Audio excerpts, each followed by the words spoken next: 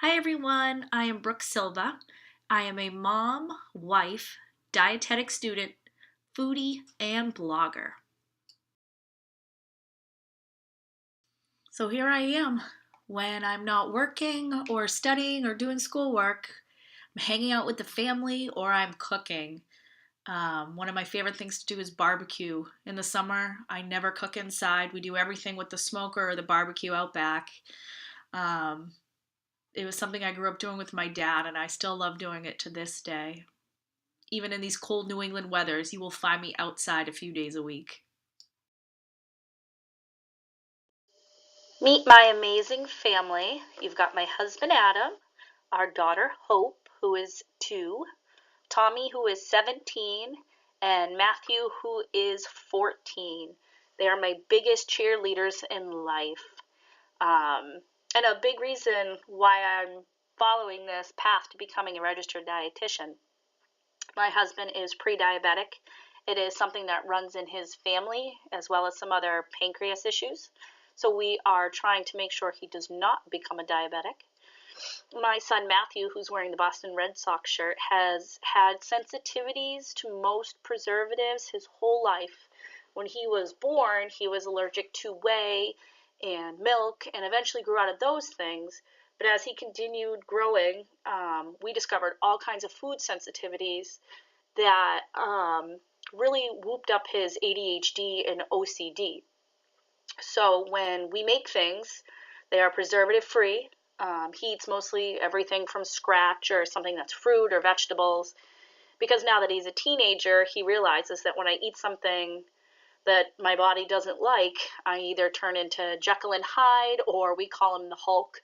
It's just a complete attitude change. He also sometimes gets physically sick, so it's been a lifelong of learning with him.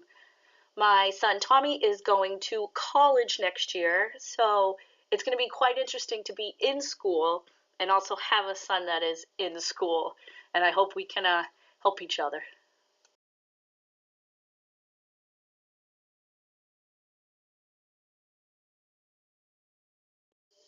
Meet my amazing. I grew up in New Hampshire, but I currently live in Massachusetts. And it's actually easier to say that I live outside of Boston. I live about 20 minutes north of the city, but no one knows where it is, so Boston it is. I try to not have your typical New England accent, but every now and then things will slip out in my speech or writing.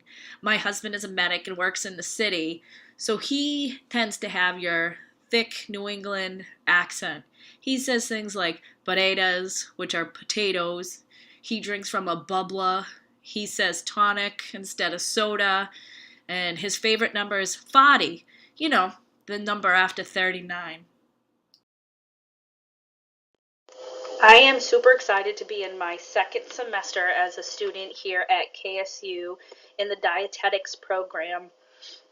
Food has been everything for me my whole life. I wanted to be a chef when I was young. Unfortunately, some severe allergies sidelined that for me, but I am actually grateful because I don't think I'd have the love affair with food and healthy food that I do today if I had continued down my path to being a chef. Um, I grew up on a farm, so everything we ate growing up was something my dad hunted, or we cultivated, or we grew, or it was livestock, or we had eggs from chickens. So until I was an older child and went to public school, I never had anything that had a preservative in it or came from a box. I think the only thing I really ever had growing up before that and from a box was pasta. I didn't know what little Debbie cakes were. I didn't know what granola bars were off the shelves. I had an interesting childhood, and it really changed how I looked at food as I grew up. This course is part of my required courses, but I'm super excited to be here because it all begins with the basics, right? You can't build a strong house on a weak foundation, and so getting to know the basics of nutrition in our bodies and why it's so important is so much fun. And I'm so happy to be done my prereqs and get working on the core classes. I am super excited to be in. My food environment is really interesting and diverse. As a blogger, a lot of the things we do, we might need something in bulk, especially if we're testing a recipe or creating a recipe. We tend to go through things a lot. So, one of my main places to get food from is Restaurant Supply. And we're able to get things like meat in bulk and our dry goods in bulk. And it's neat to come home and show your kids how to break down a side of beef or tons of pork butt, and we break it up and we seal it and we freeze it. It saves us a lot of money. We also have a local farmers market that is amazing, and this year they reached out to us as bloggers and had us write recipes for what was in season, for ingredients that people may have been a little unsure of, or just different ways to add flavor to the different fish or things the farmers had out. They're doing a winter market this year and it's been amazing too. We have our grocery store, and then in the summer, I grow tons of vegetables and as many herbs as I can pack in around them. Everything from basil to parsley to chives to rosemary, lavender, you name it, I try to grow it. From a previous slide, I told you guys that I grew up on a farm and that I didn't have a lot of access to processed foods or things that we didn't grow or raise ourselves. So, as time went on, I became very heavy and my outlook on food was different than it probably should have been. In 2011, I had weight loss surgery. And it's also one of the things that really pushed me hard to wanting to become a dietitian was the way I was treated and some of the things I experienced as a weight loss surgery patient. And one of the things they really didn't know back then was how you do or do not absorb minerals and nutrients. So, will this class touch on weight loss surgery patients and how nutrient absorption is now different for them? One example is I no longer absorb iron, and every 3 months I have to get my iron checked, and I either get an iron infusion or I don't need it. It's very rare that I don't need it because my body has completely stopped absorbing. From a previous. I have been an online student for a long time, so some of these behaviors are just deeply ingrained in who I am. I'm an organized person. I print off the syllabus and then I put every single date of every assignment, when I need to start it, when it's due, when I might need to reach out to other peers. You name it, I add it to the calendar.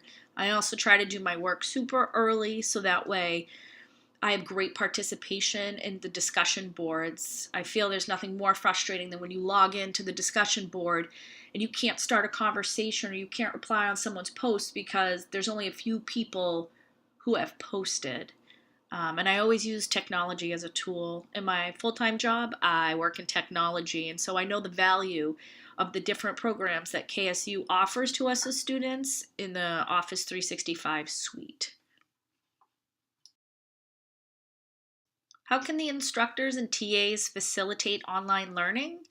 I think communication is always key. I love it when instructors and those who we need to get help from are accessible. And that doesn't mean 24 hours a day, 7 days a week, but answering emails within 24 hours. I would also love to see more printer friendly handouts. Oftentimes, there are these gorgeous PowerPoints, and they're beautiful to look at, but they are ink hogs. And that means they usually they're graphic heavy, they have dark backgrounds. And when you're a student like I am who needs to write everything down or take notes or highlight on things, it makes it a little difficult to see the content and take notes on those handouts. And study guides. So much material is covered in often a short amount of time, especially if your courses are accelerated. And oftentimes I find myself studying the wrong things. So an expectation of what you should get out of each unit, and sometimes study guides are super helpful for me. Well, that's me in a nutshell. I am super excited to get to know everyone and get to know you more in the discussion boards and work on any projects with all of you. Goodbye and good luck in the class.